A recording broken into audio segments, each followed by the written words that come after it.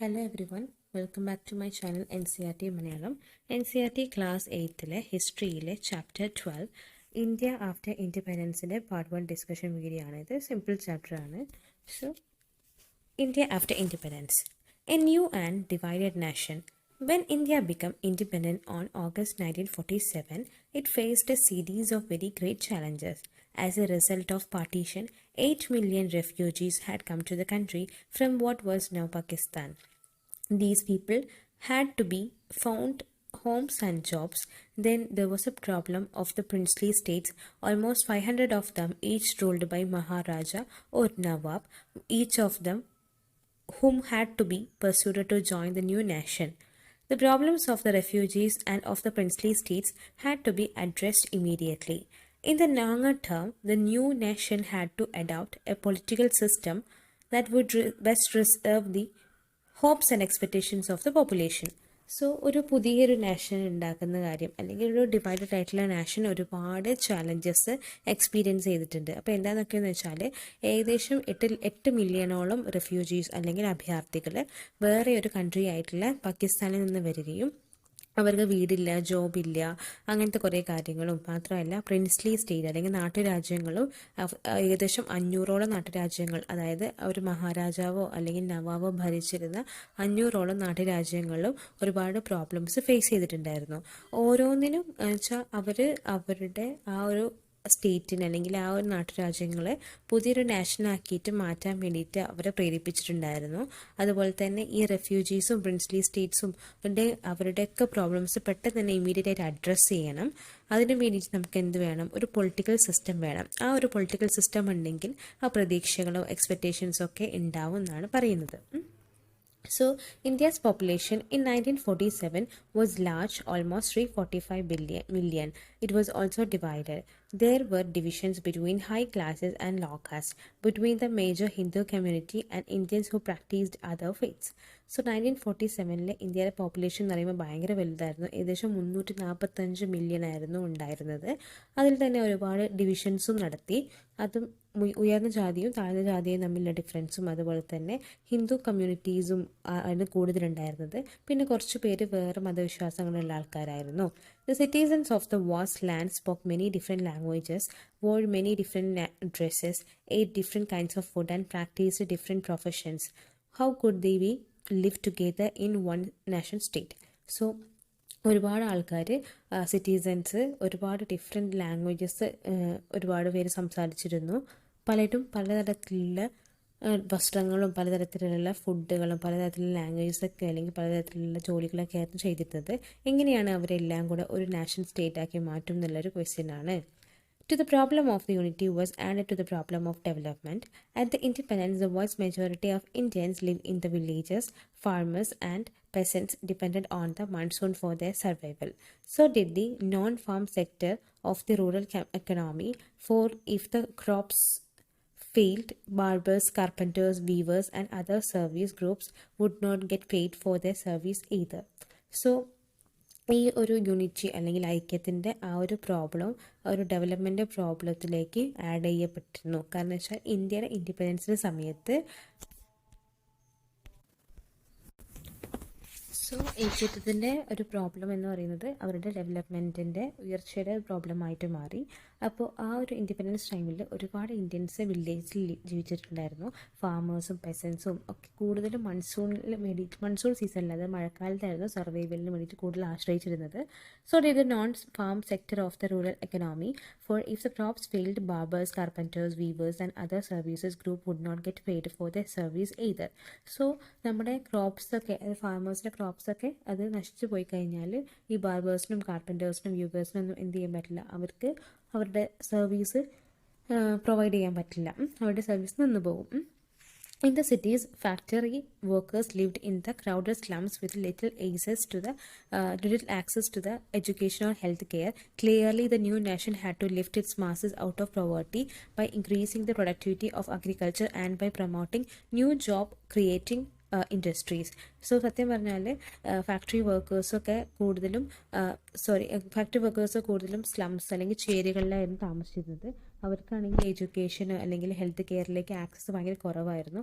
സത്യം ക്ലിയർ ആയിട്ട് പറഞ്ഞു കഴിഞ്ഞാൽ പുതിയ നാഷന് അവരുടേതായിട്ടുള്ള പ്രോവേർട്ടിയിൽ നിന്ന് മോചനം ഉണ്ടായിട്ട് എന്നിട്ട് അവരുടെ മോചിതരാക്കിയിട്ട് അവരുടെ അഗ്രികൾച്ചറിലുള്ള പ്രൊഡക്ടിവിറ്റിയും അതുപോലെ തന്നെ അവർക്ക് ജോബൊക്കെ കൊടുത്തിട്ട് ജോബ് ഇൻഡസ്ട്രീസിലൊക്കെ കൂടുതൽ അവർക്ക് ജോബ് കൊടുക്കണം എന്നാണ് പറയുന്നത്. Unity and development had to go hand in hand. If the divisions between different sections of India were not healed, they could result in violent and costly conflicts, high caste fighting with low caste, Hindus and Muslims and so on. സത്യം പറഞ്ഞാൽ unity അല്ലെങ്കിൽ ഐക്യത്വം development നമ്മൾ ഒന്നൊന്നര രീതിയിൽ പോകണം, അല്ലെങ്കിൽ hand by handle പോകണം. കാരണം എന്ന് വെച്ചാൽ ഡിഫറെൻറ്റ് സെക്ടേഴ്സ് ഓഫ് ഇന്ത്യൻ്റെ അതിൻ്റെ ആ ഒരു പ്രശ്നങ്ങളൊന്നും തീർന്നില്ലെങ്കിൽ അത് അവസാനം വയലൻസ് അല്ലെങ്കിൽ കോൺഫ്ലിക്ട്സ്, കലഹങ്ങൾ, ബഹളങ്ങളൊക്കെ ഉണ്ടാകും. ഉയർന്ന ജാതിക്കാർ താഴ്ന്ന ജാതിക്കാർ തമ്മിൽ ബഹളം ഉണ്ടാക്കും, ഹിന്ദുസും മുസ്ലിംസും തമ്മിൽ ബഹളം ഉണ്ടാക്കും. അങ്ങനെ at the same time if the fruits of the economic development did not reach the broad masses of the population, it could create fresh divisions, for example between rich and poor, between cities and countryside, between regions of the India that were prosperous and regions that lagged behind. So അതേ ഒരു സമയത്ത് തന്നെ അപ്പോൾ നമ്മുടെ economic development ആ ഒരു result fruitful അല്ലെങ്കിൽ നല്ലതല്ലെങ്കിൽ അതെന്ത് ചെയ്യും, ഒരുപാട് ജനങ്ങളെ അത് എഫക്റ്റ് ചെയ്യും. അത് ഒരുപാട് ഡിവിഷൻസ്, അവരിൽ തന്നെ ഒരുപാട് ഡിവിഷൻസ് ഉണ്ടാക്കും. അതായത് പൈസ ഉള്ളവരും പൈസ ഇല്ലാത്തവരും അതുപോലെ തന്നെ സിറ്റീസും കൺട്രീസ് സൈഡും തമ്മിൽ, റീജിയൻസ് ഓഫ് ഇന്ത്യയിൽ നല്ല അടിപൊളി നല്ല പ്രോസ്പെറസ് ആയിട്ടുള്ള അല്ലെങ്കിൽ നല്ല സമൃദ്ധിയായിട്ടുള്ള റീജിയൻസും അല്ലാതെ കുറച്ച് പിന്നോട്ട് നിൽക്കുന്ന റീജിയൻസും തമ്മിൽ എന്തുണ്ടാക്കും, ബഹളങ്ങൾ അല്ലെങ്കിൽ ഡിവിഷൻസ് ഒക്കെ ഉണ്ടാക്കും എന്നാണ് പറയുന്നത്. A constitution was written between December 1946 and November 1949. Some 300 Indians had a series of meetings on the country's political future. The meetings of this Constituent Assembly were held in New Delhi, but the participants come from all over India and from different political parties. These discussions resulted in framing the Indian Constitution, which was adopted on 26 January 1950. So 1946 December മുതൽ 1949 November വരെയുള്ള കാലഘട്ടത്തിൽ ഒരു 300ഓളം Indians ഒരുപാട് മീറ്റിങ്സും കാര്യങ്ങളൊക്കെ നടത്തിയിട്ടുണ്ടായിരുന്നു. അത് എന്താണെന്ന് വെച്ചാൽ നമ്മുടെ ഇന്ത്യയുടെ പൊളിറ്റിക്കൽ ഫ്യൂച്ചറിനെ പറ്റിയിട്ടായിരുന്നു അവർക്ക് കൂടുതലും ഒരു ചിന്താഗതി അല്ലെങ്കിൽ മീറ്റിങ്സൊക്കെ വെച്ചിട്ടുണ്ടായിരുന്നത്. അപ്പോൾ ഈ കോൺസ്റ്റിറ്റ്യൂവൻറ്റ് അസംബ്ലിയിലെ ഡൽഹിയിൽ നടന്ന കോൺസ്റ്റിറ്റ്യൂവൻറ്റ് അസംബ്ലിയിൽ നടന്ന മീറ്റിങ്ങിൽ ഒരുപാട് പാർട്ടിസിപ്പൻസ്, ഇന്ത്യയിൽ ഒട്ടനവധിയിൽ ഒരുപാട് പാർട്ടിസിപ്പൻസ് പങ്കെടുത്തു. ഒരുപാട് പൊളിറ്റിക്കൽ പാർട്ടീസിലുള്ള ആൾക്കാരും ഉണ്ടായിരുന്നു. ആ ഡിസ്കഷൻസൊക്കെ എന്തിനാന്ന് വെച്ചാൽ ഒരു കോൺസ്റ്റിറ്റ്യൂഷൻ അല്ലെങ്കിൽ ഒരു ഭരണഘടന രൂപം കൊള്ളാൻ വേണ്ടിയിട്ടായിരുന്നു. അത് അവസാനം അഡോപ്റ്റ് ചെയ്തത് 1950 ജാനുവരി 26 ആ ഒരു കോൺസ്റ്റിറ്റ്യൂഷൻ നിലവിൽ വന്നത്. One feature of constitution features ആണ് പറയുന്നത്. One feature of the constitution was its adoption of the universal adult franchise. All Indian above the age of 21 would be allowed to vote in the state and national elections. This was a revolutionary step. For never before had Indians been allowed to choose their own leaders. So കോൺസ്റ്റിറ്റ്യൂഷൻ്റെ first ഒരു feature എന്താണെന്ന് വെച്ചാൽ അവർക്ക് എന്ത് ചെയ്യാൻ പറ്റി, universal franchise അല്ലെങ്കിൽ right to vote അല്ലെങ്കിൽ വോട്ട് അവകാശത്തിനുള്ള ഒരു അനുമതി കിട്ടി. അപ്പോൾ എല്ലാ ഇന്ത്യക്കാരും 21 വയസ്സിൽ കൂടുതലുണ്ടെങ്കിൽ അവർ സ്റ്റേറ്റ് അല്ലെങ്കിൽ നാഷണൽ ഇലക്ഷൻസിൽ വേണമെങ്കിൽ വോട്ട് ചെയ്യാൻ പറ്റും. ഇതൊരു ഒരു ഒരു വിപ്ലവകരമായിട്ടുള്ളൊരു സ്റ്റെപ്പായിരുന്നു. കാരണം ഇതുവരെ ആയിട്ട് ഇന്ത്യൻസിനൊന്നും അവരുടേതായിട്ടുള്ള ലീഡേഴ്സിനൊന്നും തിരഞ്ഞെടുക്കാനുള്ള ഒരു അവകാശം ഉണ്ടായിരുന്നില്ല. പക്ഷേ ഇതിന് ശേഷം അത് വന്നു. In other countries such as United kingdom and the United States this right had been granted in stages. First, only men of the property had the vote. Then men who are educated also added on. Working class men got the vote only after long struggle. Finally, after the bitter struggle of their own, American and British women were granted the vote. On the other hand, soon after independence, India chose to grant this right to all the citizens regardless of gender, class or education. So, സംഭവം എന്താണെന്ന് വെച്ചാൽ നമ്മുടെ Indians 21 വയസ്സിൻ്റെ കാര്യം പറഞ്ഞല്ലോ, അതേപോലെ തന്നെ UK അതുപോലെ തന്നെ യുണൈറ്റഡ് സ്റ്റേറ്റ് US വോട്ടവകാശം ഒരുപാട് വ്യത്യസ്ത സ്ഥലങ്ങളിലായിട്ടാണ് ഗ്രാൻഡ് ചെയ്തത് അല്ലെങ്കിൽ കൊടുത്തത്. ആദ്യം പ്രോപ്പർട്ടിയുള്ള അല്ലെങ്കിൽ സ്വത്തുക്കളൊക്കെ ഉള്ള ആൾക്കാർക്ക് വോട്ടവകാശം കൊടുത്തു. പിന്നീട് അങ്ങോട്ട് എഡ്യൂക്കേറ്റഡ് ആയിട്ടുള്ള അല്ലെങ്കിൽ വിദ്യാസമ്പന്നരായിട്ടുള്ള ആൾക്കാർക്ക് എഡ്യൂക്കേഷൻ കൊടുത്തു. പിന്നീട് അങ്ങോട്ട് വർക്കിംഗ് ആയിട്ടുള്ള ആൾക്കാർക്ക് ഒരുപാട് സ്ട്രഗിളിന് ശേഷം അല്ലെങ്കിൽ ഒരുപാട് പോരാട്ടത്തിന് ശേഷമാണ് ഇങ്ങനത്തെ ആ ഒരു അവകാശം കൊടുത്തത്. അവസാനം അമേരിക്കൻ ബ്രിട്ടീഷ് വുമൻസിനും ആ ഒരു അവകാശം കിട്ടിയിട്ടുണ്ടായിരുന്നു.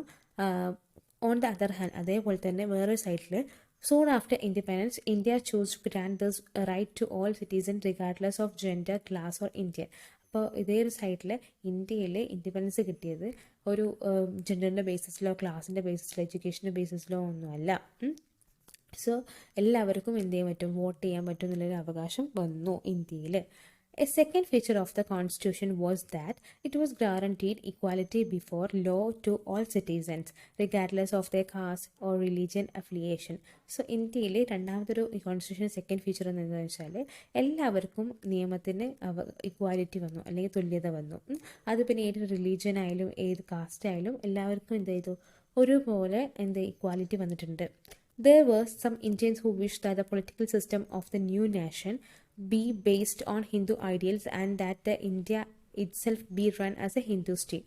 ഒരുപാട് ആൾക്കാർക്ക് ഇന്ത്യൻസിന് Indian political system Hinduism based ആയിട്ടാവണമെന്ന് ആഗ്രഹിച്ചിരുന്നു. എന്നിട്ട് ഹിന്ദു ഐഡിയോളജീസ് അല്ലെങ്കിൽ ഹിന്ദു ഓരോ ഐക്യങ്ങളൊക്കെ രീതിയിലായിരിക്കണം ഹിന്ദു സ്റ്റേറ്റ് ആയിട്ട് മാറുന്ന ഇന്ത്യ എന്നാണ് വിചാരിച്ചത്. They pointed to the example of Pakistan. അതായത് പാകിസ്ഥാനെ വെച്ചിട്ടാണ് കമ്പയർ ചെയ്തത്. പാകിസ്ഥാൻ എന്ന് പറയുന്നത് നമുക്കറിയാം ഒരു മുസ്ലിം സ്റ്റേറ്റ് ആണ്, മുസ്ലിം കൺട്രിയാണ്. അവിടെ ഫുൾ പെർട്ടിക്കുലർ റീജിയൻ ആയിട്ടുള്ള മുസ്ലിംസ് ആണ് കൂടുതലുള്ളത്. However, the Prime Minister Jawaharlal Nehru was the opinion that the India could not and must not be a Hindu Pakistan. അപ്പോൾ നമ്മുടെ പ്രൈം മിനിസ്റ്റർ ആയിട്ടുള്ള ജവഹർലാൽ നെഹ്റു ഇതിനെ എതിർത്തിരുന്നു. കാരണം അദ്ദേഹം പറഞ്ഞതെന്ന് വെച്ചാൽ ഇന്ത്യ ഒരിക്കലും എന്താകാൻ പാടില്ല, ഒരു ഹിന്ദു പാകിസ്ഥാൻ ആവാൻ പാടില്ല എന്ന് അദ്ദേഹം പ്രത്യേകിച്ച് അദ്ദേഹത്തിൻ്റെ അഭിപ്രായം രേഖപ്പെടുത്തിയിരുന്നു. So that's all for today. Next third feature of constitution നമുക്ക് നെക്സ്റ്റ് ക്ലാസ് ഡിസ്കസ് ചെയ്യാം. Hopefully you understood the class. ഇനി ഏതെങ്കിലും ചാപ്റ്റേഴ്സ് അപ്ലോഡ് ചെയ്യുന്നെങ്കിൽ നിങ്ങൾ കമൻറ്റ് ബോക്സിൽ കമൻറ്റ് ചെയ്യുക. അടുത്ത ക്ലാസ്സിൽ കാണുന്നവരേക്കും thank you everyone. Thank you so much.